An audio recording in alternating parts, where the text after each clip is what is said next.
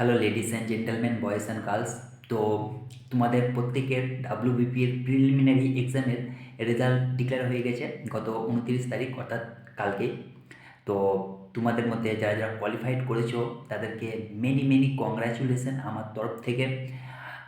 তোমরা খুবই মানে পরিশ্রম করে কিন্তু এই এক্সামে কোয়ালিফাইড করেছো, যেহেতু এই এক্সাম অনেকটাই টাফ ছিল। তো যাই হোক, তো আমি তোমাদের জানিয়ে রাখি যে টোটাল তোমরা ডাব্লিউবিপি প্রিলিমিনারি এক্সামে 2024-এ যে এক্সাম হয়েছিল সেখানে টোটাল 60,170 জন ক্যান্ডিডেট কোয়ালিফাইড করেছে। আর যদি তুমিও এই ভিডিওটি দেখছো তাহলে কিন্তু এই 60,170 জনের মধ্যে তুমিও একজন।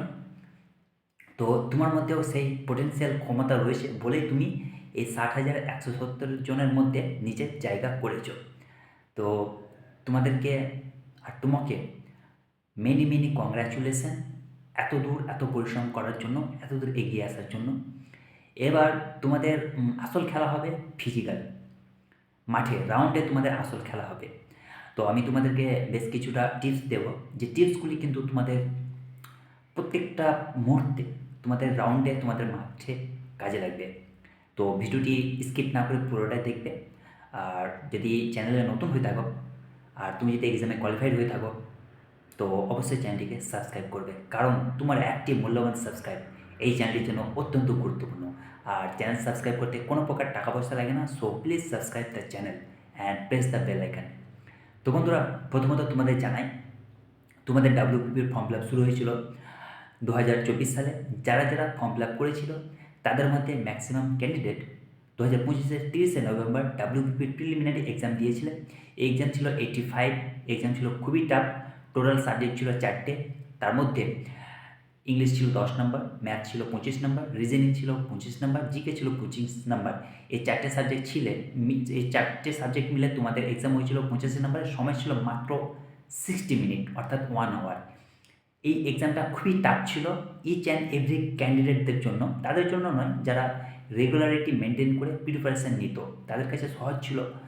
আর ম্যাক্সিমাম স্টুডেন্টদের কাছে কিন্তু একটু টাফ ছিল, এটা অনেকেই স্বীকার করেছে। তার মধ্যেও কিন্তু কাট আপ তৈরি হয়েছে তোমাদের 82-এর মধ্যে। সেখানে তোমাদের মধ্যে যারা যারা এক্সাম দিয়েছিলে তার মধ্যে 60,170 জন ক্যান্ডিডেট মাত্র কোয়ালিফাইড হয়েছে, তাদের একটা মেরিট লিস্ট তৈরি হয়েছে। আর সেখানে কিন্তু তুমিও রয়েছো। তো তোমার মধ্যেও সেই ক্ষমতা আছে যে তুমি এই 60,170 জনের মধ্যে নিজের জায়গা, নিজের নাম করতে পেরেছো। এতটা এত দূর চলে এসেছো, তার মানে তোমার মধ্যে সে অ্যাবিলিটি, সে পাওয়ার রয়েছে। তুমিও যদি চাও ডাব্লিউবিপি কোয়ালিফাইড করে একজন ডাব্লিউবিপি হতে পারবে। তো দেখো বন্ধুরা, তোমাদের রাউন্ড কিন্তু মাঠ কিন্তু 8 তারিখ থেকে 8 জানুয়ারি 2026 থেকে স্টার্ট হয়ে যাবে। আর তোমাদের অ্যাডমিট কিন্তু 2 জানুয়ারি কিন্তু তোমরা পেয়ে যাবে। তো তোমরা অনেকেই আগে থেকে মাঠের জন্য প্রিপারেশান নিচ্ছ। আর এখন তো তোমাদেরকে সময় একটুকু অতিবাহিত না করে, সময় ব্যয় না করে তোমাদের কিন্তু স্মার্ট পদ্ধতিতে কিন্তু হার্ডওয়ার্ক, অর্থাৎ মাঠের জন্য প্রিপারেশান নিতে হবে। তোমরা যেভাবে প্রিপারেশান নিতে নাও। এবার আমি তোমাদের কিছু টিপস দেবো, যে টিপসগুলো কিন্তু তোমাদের প্রত্যেকটা প্রত্যেকটা জায়গায়, প্রত্যেকটা মুহূর্তে কাজে লাগবে। দেখো বন্ধুরা, যারা মাঠের জন্য প্র্যাকটিস করছো, শুধু প্র্যাকটিস করেই যাচ্ছ, সকালে উঠছো, দৌড়াচ্ছ, রান করছো, আবার প্র্যাকটিস করছো, করছো ভালো, ওয়েল অ্যান্ড গুড। কিন্তু তোমাদেরকে মেন্টালি প্র্যাকটিস করতে হবে, মেন্টালি দিক থেকে তোমাদের প্রস্তুত থাকতে হবে। কেমন প্রস্তুত? দেখো, যখন কেউ থাকবে না, যখন তুমি ডিপ্রেশনে থাকবে, যখন তুমি হেরে যাবে, যখন তোমার পাশে আশেপাশে কেউ থাকবে না, তখন কিন্তু তোমার নিজের কনফিডেন্স, নিজের মোটিভেশন কিন্তু কাজে দেবে। সেই কারণে তোমাদের মাইন্ডসেট করতে হবে, পজিটিভ থিঙ্কিং করতে হবে, যে I can do it, any how any much, I can do it. সবসময় পজিটিভ থাকবে, কোনো রকম নেগেটিভ চিন্তাভাবনা করবে না।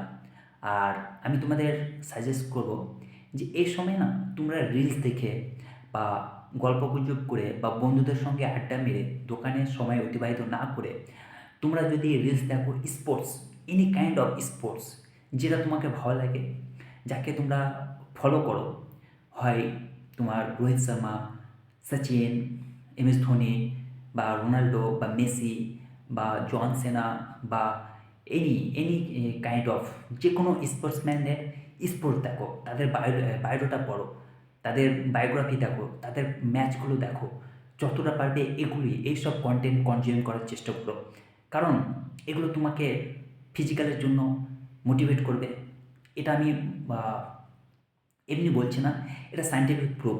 তোমরা যদি সেসব ম্যাচ, যেমন এফএন রেস রয়েছে, MotoGP রয়েছে, biking, riding, horse racing, volleyball, hockey, cricket, kabaddi, football, sport, wrestlings, any kind of sports, run, physical, Olympic, এইসব যদি তোমরা স্পোর্টস দেখতে থাকো, স্পোর্টস ম্যাচ রিলস এগুলো যদি দেখতে থাকো, তাহলে কিন্তু দেখবে তোমরা প্রত্যেকটা ক্যান্ডিডেট মোটিভেট পাবে অন্তর থেকে। তোমাদের মধ্যে একটা মানে পাওয়ার, যেটা বলছে ইনফিনিটি পাওয়ার, সেটা জেগে উঠবে।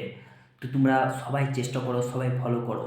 এখন আদার্স আজে বাজে রিলস না ঘেটে, রিলস না দেখে তোমরা শুধু এইসবই রিলস দেখো, যে স্পোর্টসম্যানদের, প্রত্যেকটা স্পোর্টসম্যানদের রিলস দেখো, যারা রানে অলিম্পিকে, যেমন উসেন বোল্টের রিলস দেখো।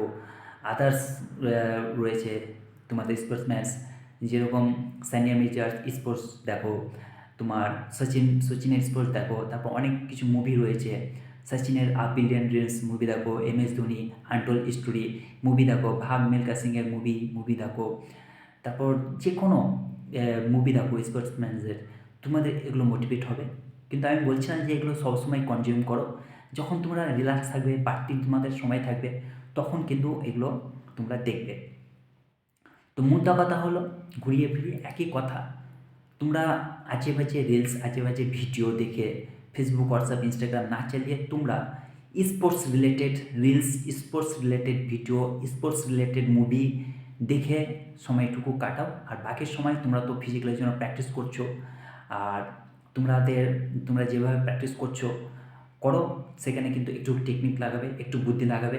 কী করে অলিম্পিকে উসেন বোল্ট, ওরা কীভাবে ফাস্টেস্ট রান, কীভাবে ওরা অলিম্পিকে গোল্ড মেডেলিস্ট হচ্ছে, সেগুলো ফলো আপ করো, সেই সময় টেকনিকগুলো দেখো। তো বন্ধুরা, তোমাদের জন্য এইটুকুই টিপস ছিল ফিজিক্যালের জন্য। জানি না ভিডিওটি কেমন লাগবে। ভিডিওটি যদি ভালো লেগে থাকে, ভিডিওটিকে অবশ্যই লাইক করবে, বন্ধুদের মাঝে শেয়ার করবে, আর কমেন্টস করে জানাও যে তোমরা কোয়ালিফাইড হয়ে তোমাদের কেমন লেগেছে। তো আজকের জন্য এইটুকু। সবাই ভালো থেকো, সুস্থ থেকো। আবার দেখা হবে নতুন এক টপিকে, নতুন এক বিষয়ে। ততক্ষণে good night, good bye, have a nice day.